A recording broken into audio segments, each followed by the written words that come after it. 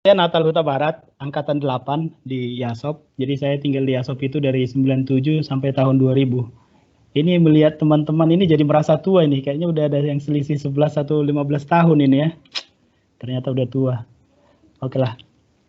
Ini aku hanya sedikit aja. Sebenarnya jadi malu juga. Sebenarnya bukan berkarir ya. Bisa dibilang kesempatan aja lah. Saya kebetulan bisa bekerja dapat di Qatar. Dan karirnya sih nggak terlalu bagus-bagus banget, hanya sering kesempatan bekerja aja. Saya akan mulai cepat aja, mudah-mudahan nanti tanya jawabnya lebih banyak. Saya sekarang ini keluarga saya, istri saya Rebecca Boru Tambunan. Kita menikah tahun 2010. Anak kita ada 2. Yang pertama Rafael, umur 8 tahun, dan yang kedua itu Dino, umur hampir 6 tahun sekarang. Dua-duanya lahir di Qatar, jadi udah lama juga memang di sini. Nah, untuk yang pertama di Indonesia dulu, saya pertama kerjanya itu di Excel, officially ya, maksudnya setelah lulus kuliah. Sebelumnya pernah ikut konsultan, maksudnya konsultan kalau ini juga sih perencana kota. Kalau kenal dulu ada namanya Bang apa namanya kok jadi aku lupa ya. Bang Frans Mansutapea 96. Dia punya teman anak planologi, kebetulan punya proyek di kementerian di salah satu Jakarta, jadi sempat 2-3 bulan ikut dia. Tapi officially saya kerja di Excel, PT Excel Komindo dulu namanya. Mungkin sekarang Excel Axiata atau apa gitu. Itu kantor di Mega Kuningan, dekat Mall Ambassador. Jadi ya saya kan jurusannya kuliah teknik elektro, kebetulan ngambil telekomunikasi. Kerjaan itu memang benar-benar technical, engineering banget lah gitu ya di Excel. Kita deploy teknologi 3G di sana di Indonesia. 2,5 tahun di Excel itu memang menurutku kebetulan pada zaman itu sebenarnya bidang telekomunikasi masih oke ya, maksudnya masih dalam golden age gitu. Jadi pasarnya masih rame, masih banyak dibutuhkan engineer, tapi somehow di Excel itu kebetulan, mungkin aku aja yang lagi apes ya pada saat itu, menurutku apresiasinya itu cukup kurang, tidak se-wow yang dibayangkan orang pada saat itu. Gajinya juga pas-pasan, jadi memang hidup di Jakarta pada saat itu kos dengan kamar AC di Mega Kuningan itu di 800.000. Gaji di kisaran 4,5 juta kalau nggak salah. Kalau lembur ya dapatlah mungkin 6 juta ya. Jadi memang habis-habis begitu, ya namanya baru lulus kuliah ya. Jadi kerja 2,5 tahun juga tabungan tidak nambah, bisa dibilang minus lah, memang nggak ada juga tabungan.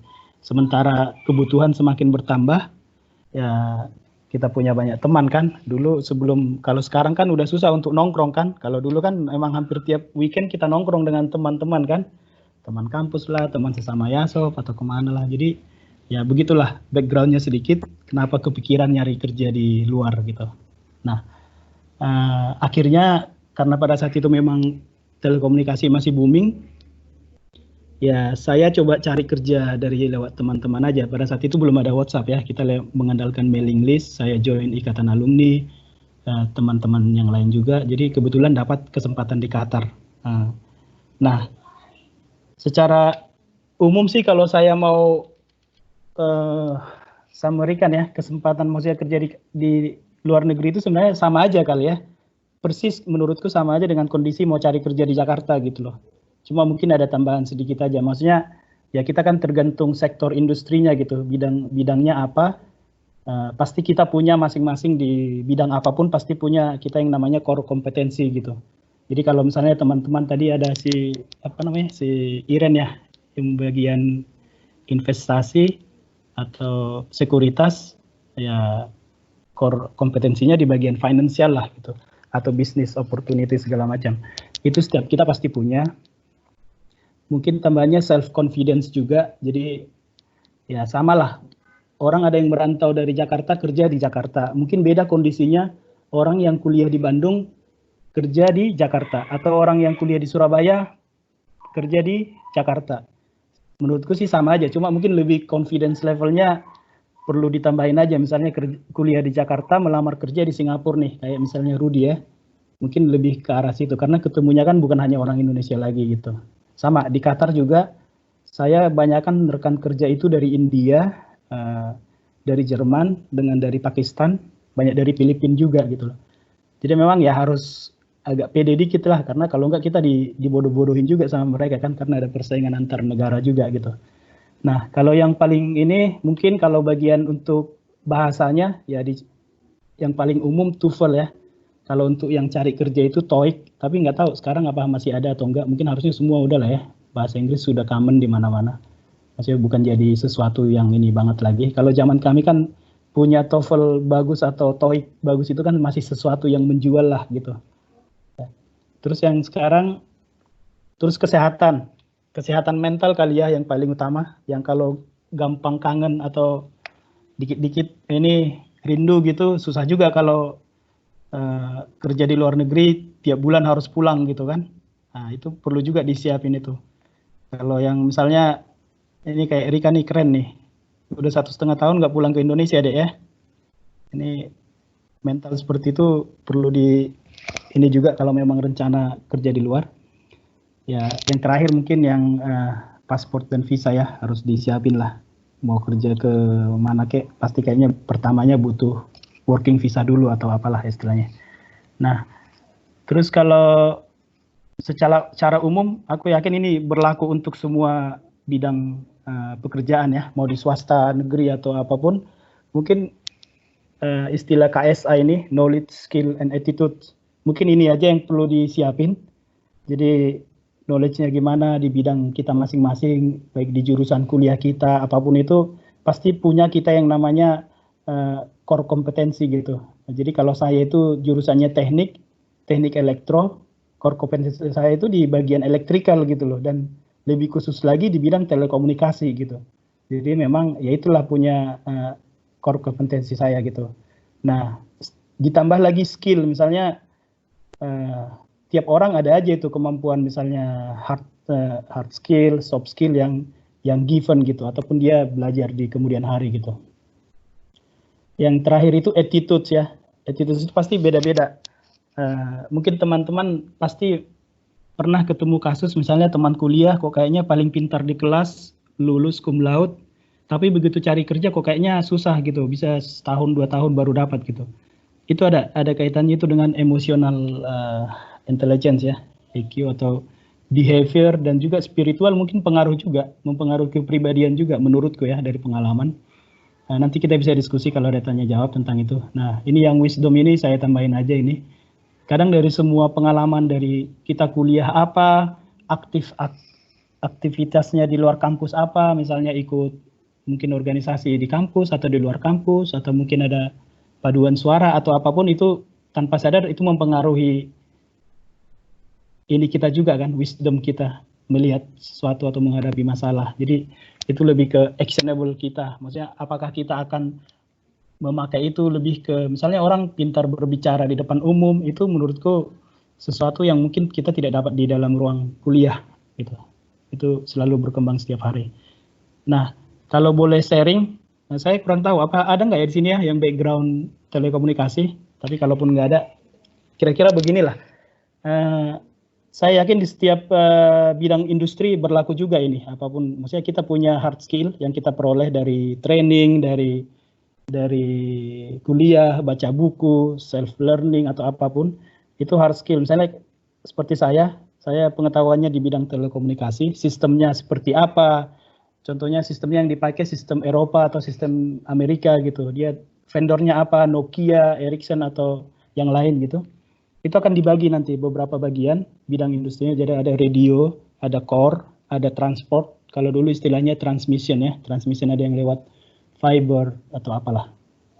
Terus ada kemampuan sedikit ini juga programming atau coding, itu biasanya yang kerja di bidang teknologi informasi sudah cukup common lah, nggak perlu advance banget, yang biasa aja. Terus untuk soft skillnya, ini yang mungkin yang perlu ini juga, misalnya communication skillnya, public speakingnya gimana, terus adaptability-nya gimana, misalnya di assign project hari ini harus selesai 2 bulan, terus nanti project baru lagi 2 bulan kemudian yang benar-benar beda gitu, itu perlu adaptability juga gitu. Nah terus ada certification, kalau di bidang kami itu ada beberapa sertifikasi yang cukup populer, misalnya kayak PMP yang project management ya, ITIL, ada Prince yang khusus IT juga, ada CCNA misalnya contoh spesifik ya untuk Cisco misalnya. Ada yang associate, ada yang profesional dan expertnya. Nah mungkin pasti ada itu di setiap bidang menurutku ada ya, misalnya kayak di finance atau di pajak itu ada aja itu certification yang seperti ini dan itu common. Biasanya orientasinya either Amerika atau Eropa atau mana, pasti ada aja itu sistem yang khusus untuk sertifikasi ini. Nah contoh kalau di kami bidang telekomunikasi industri itu, key player-nya itu biasanya dibagi 3. Jadi dia apakah dia sebagai owner, operator, apakah dia sebagai vendor, atau kontraktornya atau sebagai konsultan gitu. Jadi contoh kalau di Indonesia operator itu kan Telkomsel, Excel, Indosat, Uridu gitu. Nah itu operator itu maksudnya mobile carrier gitu. Tapi ada juga dari sisi HP-nya gitu, mobile device-nya ada Samsung, ada iPhone, Apple gitu ya. Ada Huawei, ada Oppo. Nah, ada juga dari segi infrastrukturnya, vendornya gitu. Jadi penyedia device-nya, manufakturernya lah. Ada Ericsson, Nokia, Huawei, ZTE, Samsung banyak. Ada khusus chipsetnya itu yang paling terkenal itu Qualcomm dengan Samsung, itu yang pemain utamanya. Sekarang teknologi terbaru itu yang mengenai cloud service ini biasanya yang paling banyak sekarang ada Alibaba, ada yang AWS yang sekarang lagi populer, Google Cloud. Ini teknologi terbaru sekarang. Akamai juga lumayan, ini lumayan diseganin juga. Terus kalau spesifik contoh ya, tadi kan saya jelasin di telekomunikasi itu contoh misalnya ada nih yang bagian core atau transport gitu. Jadi kalau contohnya saya hanya mau kasih satu contoh aja, nggak tahu mungkin menarik atau enggak. Ini ada satu website Submarine Cable Map ini, saya buka aja. Nggak tahu ini masuk nggak ya kalau ini bisa kelihatan nggak sih kalau saya buka websitenya? Kayaknya bisa deh, klik aja nanti share. Nah, harus share dulu ya. Iya, harus pilih ini dulu. Ini stop share dulu. Terus saya share yang ini. Ini bisa kelihatan nggak? Ya. Bisa ya? Bisa Bang, ya. Jadi misalnya nih, teman-teman kalau di Jakarta, contoh pakai operatornya Telkom atau Telkomsel gitu ya. Internet misalnya contoh akses sekarang nih pakai lagi buka aplikasi Microsoft atau Zoom atau apalah. Misalnya Zoom servernya di Amerika. Dia secara fisik kita misalnya connect dari rumah atau dari internet rumah, dari kantor ke tower terdekat gitu ya, exchange. Dia secara fisik itu di bawah laut ini, kita makanya sebutnya submarine, itu ada fiber optic teknologi yang sudah connect antar negara. Dan itu biasanya konsorsium. Jadi misalnya Telkom konsorsium dengan Singapura, Brunei, atau kalau menuju ini ada Filipina, nanti dia menuju kemana? Misalnya menuju Korea, atau yang menuju Eropa gitu. Dia akan lewat Middle East, ini contohnya ya, lewat Saudi, dari Saudi masuk ke Turki, terus sampai ke misalnya di Belanda gitu. Ini contohnya. Dan ini banyak banget konsorsium ini, jadi bisa dibilang dunia ini kalau nanti ada waktu coba aja buka websitenya. Ini hampir semua di bawah laut ini, semua negara kita ini udah terkoneksi dengan fiber optik ini. Ya, itu contohnya kalau ada yang spesifik di telekomunikasi. Nggak usah terlalu lama. Terus yang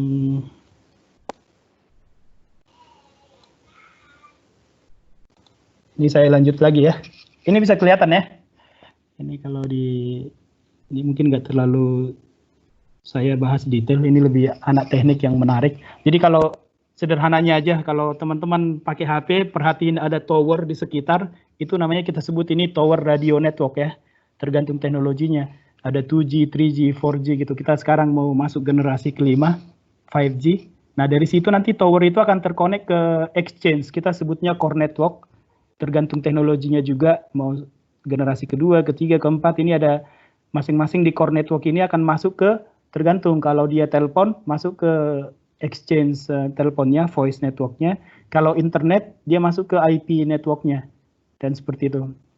Yang lagi tren sekarang, yang lagi heboh untuk 5G ini ada istilah IoT ya, Internet of Things. Jadi semua yang namanya bisa connect ke internet itu suatu saat akan dikasih IP gitu loh. Itu kalau sekarang kan kita masih HP, terbatas di equipment yang kita lihat langsung ya, server, printer atau ini. Nanti kemungkinannya semua mobil, stadion, truk, segala macam lah itu akan, bahkan pertanian itu smart farm itu semua akan dikasih IP address dan itu bisa di-connect gitu. Makanya ada istilahnya IoT, Internet of Things. Dan itu semua dikasih IP address dan connect lewat internet gitu loh. Itu aja sekilas. Ini untuk kondisi arsitekturnya secara umum. Ini lebih detail lagi, saya tidak akan bahas. Mungkin kurang menarik juga untuk teman-teman ya. Terus ini yang paling ini kalau misalnya saya kan ada ngambil S2, mungkin teman-teman di sini juga banyak yang ngambil ilmu S2.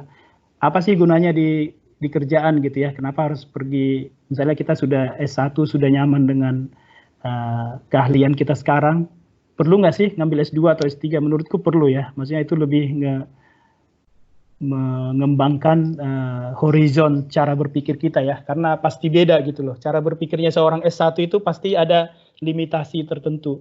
Begitu S2 lebih tinggi lagi, melihatnya pasti ada bedanya dari segi decision making-nya, proaktifnya, communication skill-nya, dan soft skill-nya. Menurutku perlu ya.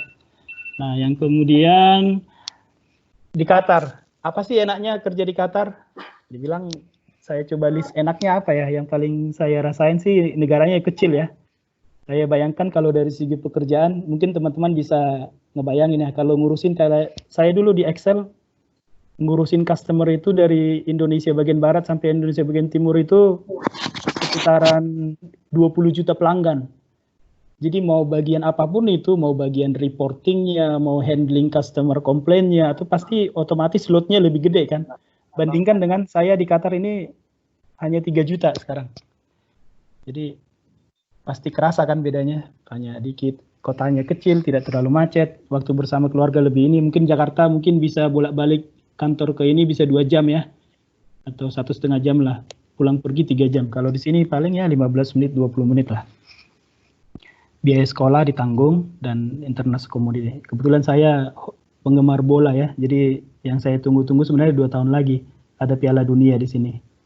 Terus kalau yang tidak enaknya di sini ya memang lebih adem ya kalau di Jakarta ya, atau di Indonesia maksimum paling 37 derajat. Kalau di sini itu nanti bulan Juli sampai Oktober itu kadang 55 derajat. Itu yang cukup ini. Dan juga ini kan negara Arab, beda dengan kita di sana. Ini negara Islam officially, walaupun kenyataannya itu tidak terlalu kelihatan di kehidupan sehari-hari karena international community ya. Jadi 80 kewarganegaraan ada di sini, kebanyakan juga dari India, mereka kan tidak Muslim juga, kebanyakan banyak yang Kristen atau Hindu juga, ada dari Filipina, itu yang paling banyak kalau teman-teman kerja. Sekarang saya kalau ditanya apakah sudah merasa settle di Qatar, terus terang belum sih, walaupun udah stuck juga ya, udah 12 tahun juga di sini. Saya punya prinsip sederhana, life is a journey, not a destination. Ya mengalir aja lah, siapa tahu memang. Tapi kalau dibilang udah settle, belum sih, belum juga.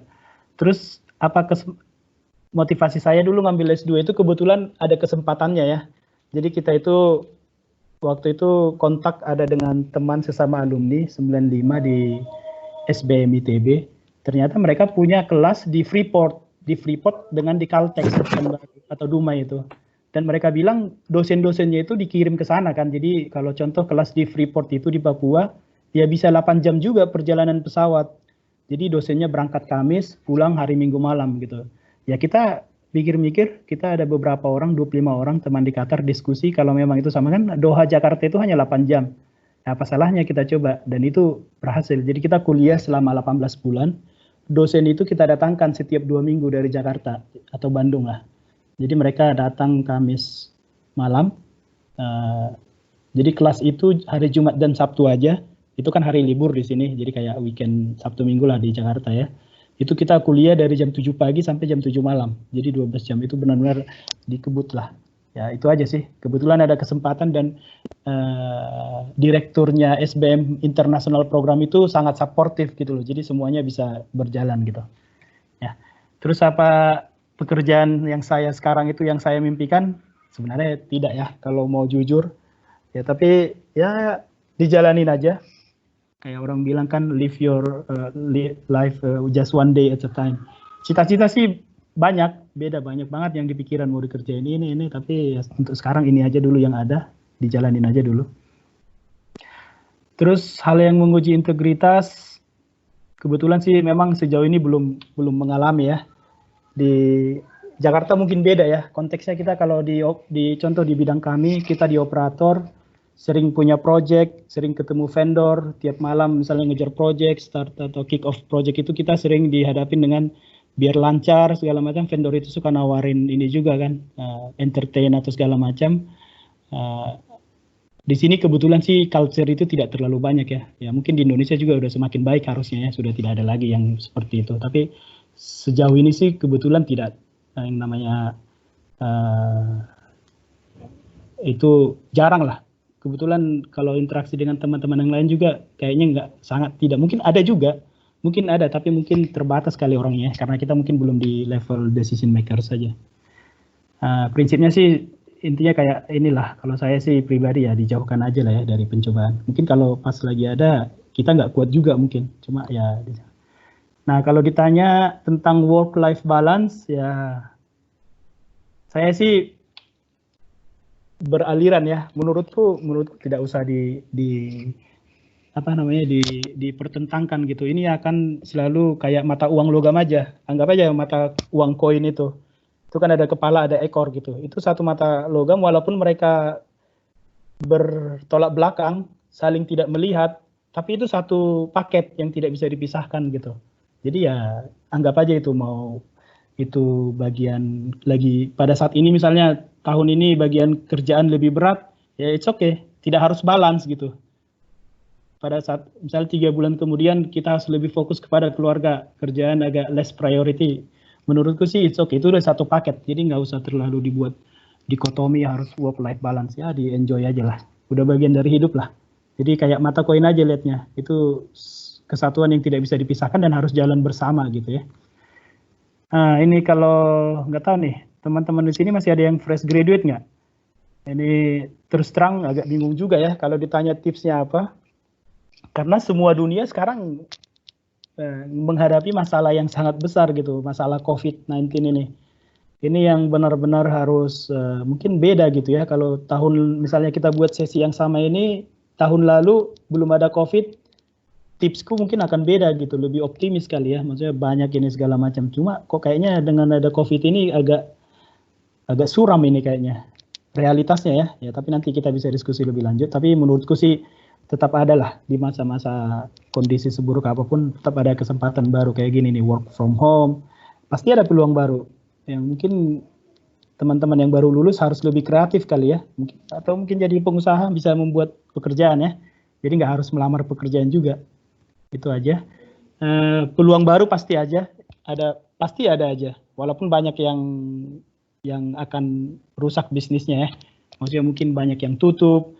Terutama contoh perusahaan yang bergerak di bidang perhotelan, pariwisata dan segala macam. Itu aja. Bisnis yang terancam apa? Mungkin ya karena ini memang pandemik ya, wabah. Yang berbau fisik, yang berbau orang harus makan di tempat itu kayaknya restoran harus on the spot itu kan terganggu mungkin ya. Pariwisata, hotel, gym, ya mungkin klinik juga. Mungkin orang sekarang kalau dulu batuk-batuk sedikit, kalau punya asuransi kantor, ya biasanya langsung ke dokter kan, ya, banyak lah alasannya biar lebih preventif lah, biar lebih pasti ada yang aneh-aneh atau, tapi untuk sekarang kayaknya mikir kali ya, kalau hanya bisa minum obat aja, obat over the counter gitu, minum aja dulu, kayaknya nggak akan langsung pergi ke dokter pikirannya dengan kondisi sekarang, karena takut ketularan kan. Nah profesi yang semakin perlu, nah ini nih, ada contohnya, mungkin masih relevan, ada sebagian kayak startup ini tadi, siapa diskusi tadi, ada siapa tadi yang di sini? Dion. Keren. Dion ya? Dion. Sorry ya, keren juga itu bisnisnya dia, kayak peer-to-peer lending situ ya, itu startup bidang banyak lah. Mungkin ini tidak valid, nanti bisa jadi 3 bulan atau 6 bulan lagi masih ada bidang yang lain gitu ya, yang pasti ada peluang yang baru gitu, profesi-profesi baru yang muncul gitu. Terus untuk fresh graduate gitu, pekerjaan yang mau dilamar itu gimana? Apakah asal ada atau yang diinginkan gitu loh? Menurutku sih yang tetap berusaha, yang sesuai dengan passion ya, yang sesuai dengan cita-cita. Tapi memang karena kondisi ekonomi cukup parah saat ini, kita mungkin bisa minus pertumbuhannya. Ya harus lebih sabar kali ya teman-teman yang mau lulus atau sedang dalam proses mau sidang atau mungkin mau wisuda harusnya tahun ini, mungkin harus lebih sabar. Kalau prediksi para ahli sih bisa 2 tahun, 3 tahun untuk kembali normal gitu. Atau istilahnya sekarang new normal gitu. Akan lebih sedikit pekerjaan. Nah, kalau ditanya apakah asal ada atau yang diinginkan, kalau nanti teman-teman punya kesempatan, mungkin udah ada yang tahu juga ini, Porter Value Chain, coba di search. Ini gampang nanti untuk melihat perusahaan, misalnya kalian mau melamar pekerjaan, lihat nanti kalian mau masuk ke kategori mana, ke kategori core bisnisnya, primary activitiesnya, atau yang support activitiesnya gitu loh. Jadi menurutku sih jangan asal ada gimana gitu, jangan. Pasti kalian research dulu dong perusahaan yang mau kalian lamar gitu. Jadi lihat apa gimana kebijakan HRD-nya mereka, gimana teknologi yang dipakai, sistem procurement-nya, operationnya di mana. Nah, lihat kalian mau masuk di bidang mana, infrastrukturnya apakah di bagian marketing atau sales atau bagian hukumnya atau legal sistemnya di operation. Ya menurutku sih harus dipelajarin juga ya. Jadi bukan hanya asal perusahaannya nggak jelas di mana langsung masuk gitu. Itu aja, mungkin nanti kita bisa diskusi lebih lanjut. Terus berhubungan dengan gaji, apakah harus gajinya besar? Terus misalnya apakah gajinya kecil, terus sesuai dengan passion.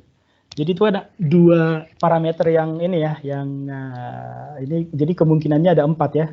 Jadi kalau saya buat diagramnya begini, kartesiannya, semua orang pasti pengen gaji besar dan pekerjaan sesuai dengan profesi gitu ya, sesuai dengan passion yang diinginkan. Tapi mungkin tidak semua orang punya kesempatan itu kan. Kebanyakan orang, ada juga orang yang misalnya di kuadran ini, kedua nih, gaji kecil, tapi pekerjaannya yang dia diinginkan gitu. Bisa aja kan, ada juga orang yang gaji kecil tidak diinginkan. Banyak juga orang yang gaji besar tapi tidak diinginkan, makanya pengen pindah profesi atau gimana ya, tergantung kondisi lah. Nanti bisa kita lihat case by case ya gimana enaknya gitu. Nah, terus peluang di Qatar saat ini ya itu seperti tadi saya sebutin, mungkin bukan hanya di Qatar ya, di seluruh dunia ini lagi agak tidak enak nih. Kalau bisa dibilang saat ini memang lagi tidak baik menurutku, terutama ini kan negara oil and gas company ya, tadinya eksporter, tadinya harga minyak di atas 60 US dollar, sekarang sempat kemarin kan di bawah 20 dolar kan ya, yang itunya, terus sekarang udah lumayan rebound ke 30 dolar, jadi pasti menurutku sih akan berkurang gitu, tidak sebanyak yang dulu gitu loh, maksudnya pembukaan lapangan kerja yang baru itu pasti berkurang menurutku drastis. Sama, kembali lagi nunggu bisa 2 atau 3 tahun lagi kembali ke normal. Mungkin yang backgroundnya project atau sipil, arsitektur menurutku masih ada kesempatan, karena ini kan mau ada Piala Dunia 2 tahun lagi. Jadi pembangunan stadion, infrastruktur, pokoknya yang terkait ke situ lah. Mungkin apapun lah bidangnya, misalnya dia bagian IT, yang terbiasa contoh di ngerjain proyek BUMN di perusahaan karya di Indonesia, menurutku sih peluangnya masih ada di sini ya, yang bangun stadion baru, lapangan jalan tol baru gitu, itu masih ada lah. Terakhir, ini mungkin pesannya kalau dari aku ada 3 untuk adik-adik yang masih baru lulus atau fresh graduate atau teman-teman di sini. Kondisi kalian yang hadapin sekarang itu beda dengan yang kami hadapin mungkin 10 tahun atau 20 tahun lalu ketika lulus, masih lebih enak gitu ya. Sekarang kondisinya COVID sangat tidak menyenangkan untuk semua, seluruh dunia ya, 213 negara itu hampir kena. Jadi menurutku kalian perlu lebih banyak improvisasi diri sendiri, jadi self transformation itu harus lebih tegas menurutku ya, lebih disiplin. Continuous improvement, apalah belajar hal baru yang lebih, apalah skill-skill baru yang menurut kalian bisa lebih menjual gitu loh, yang selama ini mungkin hanya contohnya bikin apalah yang bikin presentasi lebih menarik atau lebih ada animasinya atau apa yang bisa melebih dari yang lain. Terus tetap kenali dirimu, apa kekurangan dan kekuatanmu. Kalau bisa kekurangannya dikurangin pelan-pelan, apalah kebiasaan yang tidak baik bisa dikurangin, terus perkuat kekuatanmu gitu. Terus kalau investor saham itu kan selalu bilang sebelum lu beli sesuatu, lu harus tahu dulu apa yang kau beli gitu. Jadi tetap pelajari. Terus yang setelah lu beli, lu harus tahu juga belinya buy what you know gitu. Jadi jangan sembarangan juga, lu nggak tahu industrinya, main beli babat aja gitu. Sama, mencari pekerjaan itu juga sama. Misalnya background kita teknik, terus mau melamar langsung ke bagian yang sama sekali tidak berhubungan dengan teknik, it works, mungkin bisa juga, tapi mungkin kita akan lebih belajar atau bekerja lebih keras lagi kan, bidang yang benar-benar di luar profesi kita. Tapi banyak yang berhasil, ada juga yang orang pindah bidang begitu lulus langsung totally different gitu. Tapi mungkin 80% orang akan selalu pertama di bidangnya dulu.